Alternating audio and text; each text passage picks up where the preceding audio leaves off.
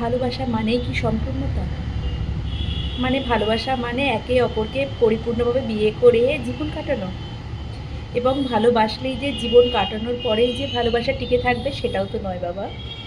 ভালোবাসা মানে দুটো প্রাণীকে পাবে না জেনেও নিঃস্বার্থভাবে ভালোবেসে পাশে থাকা।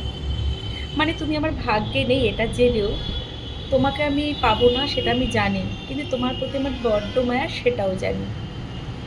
তারপরেও যখন তোমার জন্য প্রাণটা হু করে ওঠে সেটাই ভালোবাসা।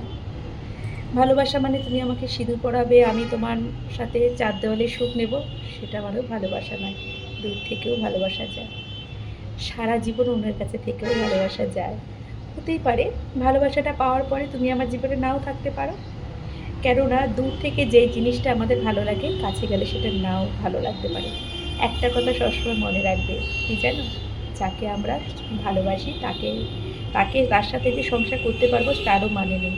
আবার যার সাথে আমরা সংসার করছি তাকে যে সবসময় ভালোবেসে যাব সেটারও কোনো নিশ্চয়তা নেই। আসলে ভালোবাসাটা না এরকমই একটা।